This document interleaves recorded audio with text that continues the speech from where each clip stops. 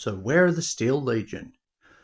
A question that the Yarrick trailer has left a lot of us with, and I don't think it's an accident. Greetings everyone, I am Sister Lilia and welcome to my secondary channel, normally dedicated to gaming videos. But with my focusing on cosplay stuff on the main channel for the next couple of days and then miniatures after that, I needed somewhere to put my thoughts. So here we are. Welcome to the gaming channel. There will be gaming content here more often, and I hope you're enjoying the footage from the Steel Legion video game. So, the Steel Legion are currently suspiciously MIA in the trailer set on their home world, and I don't think that's an accident on GW's part. I think that's intentional. That trailer cuts off right as Yarrick leaves a command centre.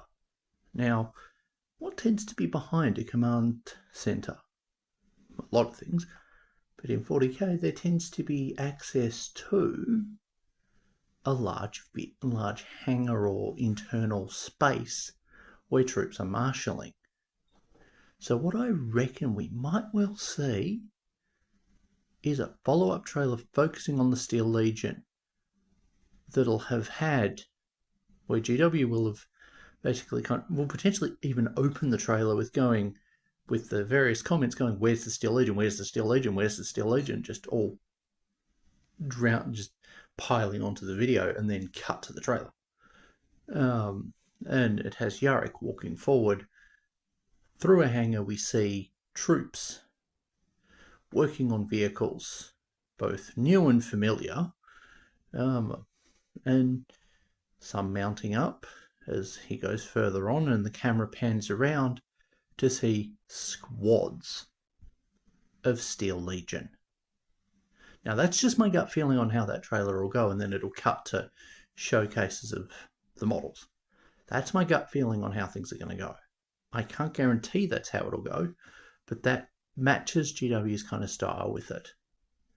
It'll probably also display in some action shots of the Steel Legion coming to the rescue of the Krieg and Cadians by means of Chimera, because that Chimera that we saw in the trailer kind of looked like the old one, but they had the modern track guards on it, which I'm all for.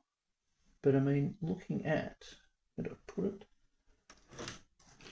The Chimera turret, what we saw looked very much like the old ones you see in like Dawn of War 1, which was the old 90s Chimera, rather than the modern one that we're used to from, I think, 2010, that's mould is starting to show its age. I know I've built enough of them over the last few years. So yeah, I reckon we're going to see the Steel Legion return.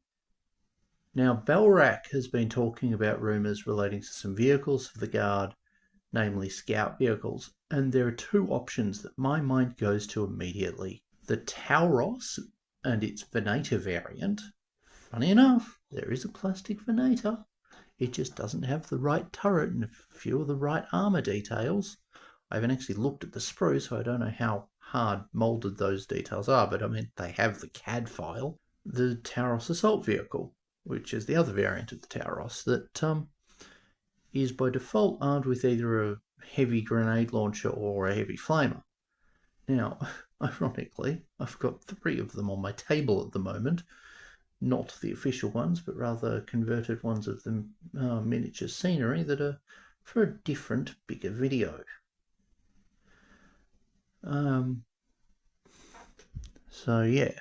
The other one is the Salamander Scout and Salamander Command Vehicle, or Salamander variants. Now, the Salamanders are chimeras that have, instead of a passenger compartment or the gun deck for artillery or the fuel tanks for the Hellhound variants, they have a command center space on them and a gun.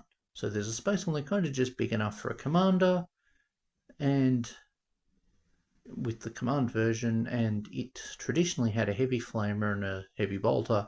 The scout version had an autocannon and a heavy bolter. I believe the heavy bolter on the scout version could be swapped for a heavy flamer. I I know the command version because I've conversion built one at least once and then reused the hull as something else after a while. But yeah, with the Chimera looking different, I reckon we're going to get a new one of that. I mean, the mold's starting to show its age. And like Valrek's mind goes to half tracks, but he didn't seem to actually imply that he's, he or his source have actually seen what the vehicles look like.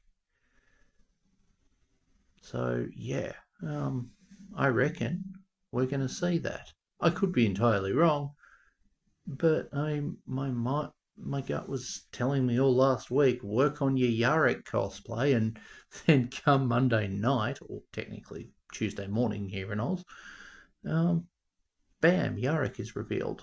And it's like, oh, okay, that's why I should have worked on that. So in terms of actual models for the Steel Legion, here are my predictions. First off, and most obvious, Infantry Squad. Now, the old Infantry Squad are not really compatible with the current rules unless you get a couple of extra models, like I had to do, for a squad that will be coming out that will be on the channel next month. The Heavy Weapons Squad is pretty obvious, and so is the Command Squad, with its really awesome looking commander design. What I also reckon we'll see is a specialist unit of some variety. We'll probably see the Sevlar Chem Dogs come as a kill team, since GW has hinted at that recently. Probably with a commissar as the squad, as the actual leader, so as to, keep the rabble in line. And we'll probably see some kind of new vehicles directly from Armageddon. I think Armageddon is the Chimera production hub for that area of space. Like, I'm trying to remember the exact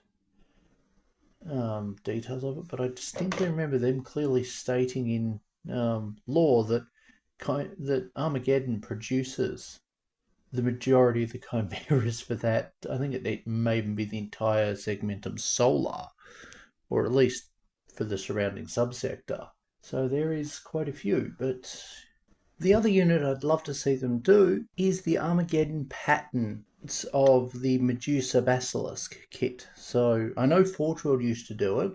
Forge World weren't the first. GW actually was, there was tutorials provided through White Dwarf a very long time ago.